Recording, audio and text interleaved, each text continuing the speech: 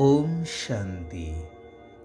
बुद्धिदाता गतिमुक्तिदाता परमात्मा निराकार शिव पितांकर बुद्धिमान आत्मिक संतान मानंकु हृदयर सहित शुभेच्छा शुभ अभिनंदन सुस्वागतम सुप्रभात। कहा जाए खुशी भली खाद्य नहीं कि दुख भली रोग नहीं। संसार रे प्रत्येक मनुष्य खुशी रे रहिबार प्रयास रे लागी रहिछंती। से चासी मूलियाटिए हेइथाउ बा उच्च पदाधिकारी बा साधु सन्यासी केही भी हुअन्तु, खुशी ही समस्तंको आवश्यक। साधु उच्चतर साधना रे निर्विघ्न रही पारिले खुशी पाई थांती, तो वस्तुवादी दुनिया रे वस्तु वैभव प्राप्त रे मनुष्य खुशी होई थांती। हेले वास्तविक खुशी जहा निरंतर रही थाए एवं सदा निर्विघ्न करई थाए, तार रहस्य आजिर समाज संपूर्ण भूली जाइछि कहिले अत्युक्ति हेब नाही। जेउ कारणरू आजिर सभ्य समाज सारा विश्व पछे नरके पड़ी थाउ मु उद्धार पाए नीतिरे चालुछंती। सेथि पाई निजे सुखरे रहिबार प्रयास रे अन्य मानंकर अशेष दुखर कारण पालटी जाउछंती। समाजर अकल्याण करि चलिछंती। छोट कहानीटिए मन को आसे। थरे जने साधु गोटिए ग्राम को आसी थांती। ग्रामर मुखिया निजर बड़ पणिया देखैबा पाई राजकीय ढंगरे तांकर स्वागत सत्कार कले। मध्याह्न भोजनर व्यवस्था निज बासभवन रे करैले एवं साधुंकु आमंत्रित कले। भोजन चालुथिबा समय रे मझिरे मझिरे मुखिया साधुंकु पचारुथांती, महात्मा आपणक पाई ही एते प्रकारर सुस्वादु भोजनर बंदोबस्त करैछि, कारण आपण तो संसार त्यागी। ये सबु जिनिस आपणकु कोन शिष्य माने देउथिबे कि सबुदिन? साधु सामान्य आहार ग्रहण करी स्मित हसी कहिले, वास्तविक कथा। सेइथिपाई ये सबु खाद्य मु स्वाभाविक भावरे ग्रहण करि पारु नाही, जेहेतु मोर अभ्यास नाही। एही सबु राजसीय बा राजकीय खाद्य खाइबार मु अभ्यस्त नुहे। आमे साधु लोक। साधु उठी गले। तांकर विश्राम पाई मध्य सुंदर व्यवस्था करैथिले मुखिया। सेवक को मध्य नियोजित करिथिले साधुंकर सेवा करिवा पाई।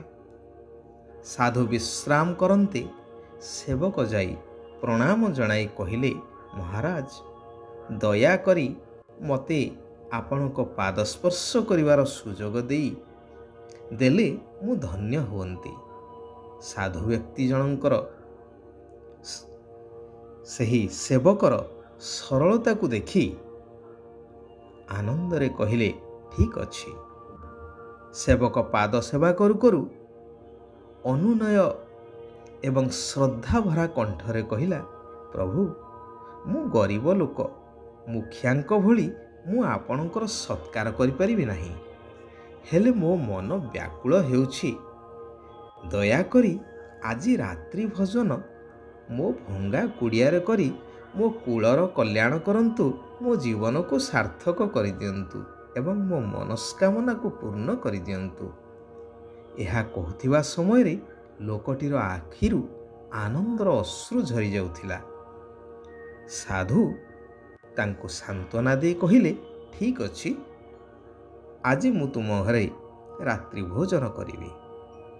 साधु गले। गरीब लोकटी एवं तार परिवार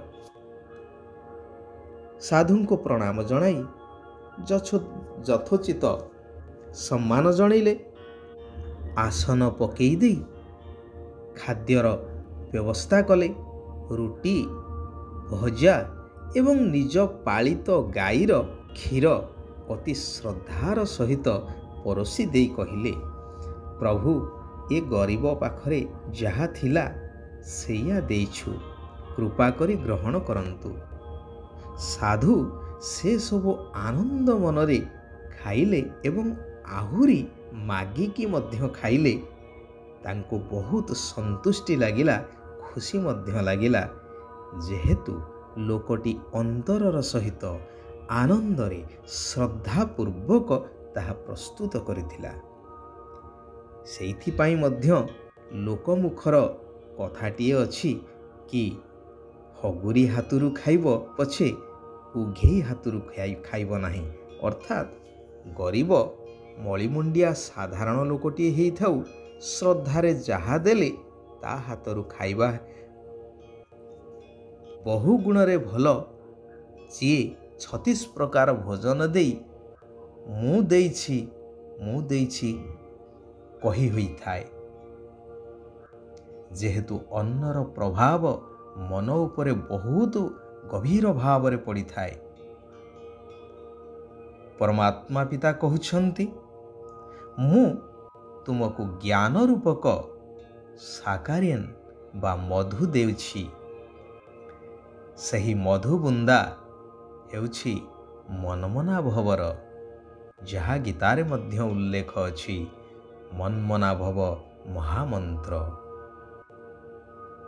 ଏହା ମୁଖରେ ଉଚ୍ଚାରଣ କରିବାର ନାହିଁ କି ମାଳା ଜପିବାର ନାହିଁ, ମନେ ମନେ ସ୍ମରଣ କରିବାର କଥା। ଏହାକୁ ନିଜେ ପାନ କରିବା ସହିତ ଅନ୍ୟମାନଙ୍କୁ ମଧ୍ୟ ପାନ କରାଇ ଚାଲ। ଯେହେତୁ ସାରା ଦୁନିଆ ବର୍ତ୍ତମାନ ମୋର ବାସ୍ତବିକ ପରିଚୟକୁ ଭୁଲି ଯାଇଛି, ତେଣୁ ତୁମେ ସନ୍ତାନମାନେ ଏବେ ମୋ ଦ୍ୱାରା ମୋର ପରିଚୟକୁ ଜାଣିଛ। ତୁମ ନିଜର ପରିଚୟକୁ ପ୍ରାପ୍ତ କରିଛ ଯେ ଆମେ ସବୁ ଆତ୍ମା, ଜ୍ୟୋତିବିନ୍ଦୁ ନିରାକାର ଏବଂ ପରମାତ୍ମା ପିତା ମଧ୍ୟ ଜ୍ୟୋତି ସ୍ୱରୂପ ନିରାକାର। ମୋର ବାସ୍ତବିକ ସତ୍ୟ ପରିଚୟ ସମସ୍ତଙ୍କୁ ପ୍ରଦାନ କରିଚାଲ। ଏହା ହିଁ ହେଉଛି ସଚ୍ଚା ଖୁସିର ଖୋରାକ, ଯାହା କୁହାଯାଏ ଖୁସି ଖେରାଫତ।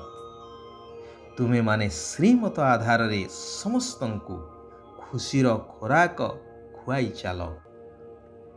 ବେହଦ ବାବାଙ୍କ ଦ୍ୱାରା ଯେଉଁ ଜୀବନ ମୁକ୍ତି ରୂପକ ଖୋରାକ ବା ସମ୍ପତ୍ତି ମିଳୁଛି, ତାହା ସମସ୍ତଙ୍କୁ ଦେଇ ଚାଲ। ଅତୀନ୍ଦ୍ରିୟ ସୁଖରେ ରହି ସମସ୍ତଙ୍କୁ ଜ୍ଞାନ ଯୋଗର ସୁନ୍ଦର ବା ଫାର୍ଷ୍ଟ କ୍ଲାସ୍ ଖୋରାକ ଖୁଆଇବା, ଏହା ହିଁ ସବୁଠାରୁ ଭଲ ଆତ୍ମିକ ଆତିଥ୍ୟ ଅଟେ।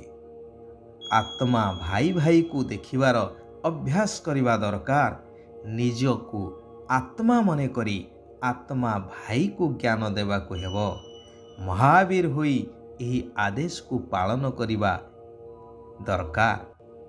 ଯଦି ତୁମକୁ କେହି ଓଲଟା ସିଧା କଥା କହୁଛି, ତେବେ ତୁମମାନଙ୍କୁ ଚୁପ୍ ରହିବାକୁ ହେବ। କାରଣ ତାଳି ତ ଗୋଟିଏ ହାତରେ ବାଜି ନଥାଏ ନା। ଯଦି ଜଣେ ମୁଖ ଦ୍ୱାରା ତାଳି ବଜାଉଛି ଅର୍ଥାତ୍ କହି ଚାଲିଛି, ଅନ୍ୟ ଜଣେ ଚୁପ୍ ରହିଗଲା, ତେବେ ସିଏ ଆପେ ଆପେ ଚୁପ୍ ହେଇଯିବ। ଶିବ ବାବା ବରଦାନ ଦେଉଛନ୍ତି, ଅମୃତ ବେଳା ବା ବ୍ରାହ୍ମ ମୁହୂର୍ତ୍ତର ମୂଳଦୁଆ ଆଧାରରେ ସାରା ଦିନର ଦିନଚର୍ଯ୍ୟାକୁ ଠିକ୍ ରଖୁଥିବା ସହଜ ପୁରୁଷାର୍ଥୀ ହୁଅ। ଯେପରି ଟ୍ରେନକୁ ତାର ଲାଇନ ଉପରେ ଛିଡ଼ା କରାଇଦେଲେ ତାହା ଆପେ ଆପେ ନିଜ ରାସ୍ତାରେ ଚାଲିଥାଏ, ସେହିପରି ତୁମେମାନେ ପ୍ରତିଦିନ ଅମୃତ ବେଳାରେ ଶ୍ରେଷ୍ଠ ସ୍ମୃତିର ରେଖା ଉପରେ ଛିଡ଼ା ହେଇଯାଅ। ସାରା ଦିନ ସ୍ୱତଃ ହିଁ ସହଯୋଗ ମିଳୁଥିବ ଏବଂ ପୁରୁଷାର୍ଥ ମଧ୍ୟ ସହଜ ହେଇଯିବ। ଯଦି ବାବାଙ୍କର ସହଯୋଗକୁ ଗ୍ରହଣ କରିବାକୁ ଚାହୁଁଛ, ତେବେ ମନ ଆଉ ବୁଦ୍ଧିକୁ ଏକାଗ୍ର କରିନିଅ। ଆଚ୍ଛା, ଆଜି ପାଇଁ ଏଇଠାରେ ଆମେମାନେ ବିରାମ ନେବା। सारा विश्वर आत्मा मानकर कल्याण हेउ समस्ते सुख आउ शांतिर अनुभव करंतु।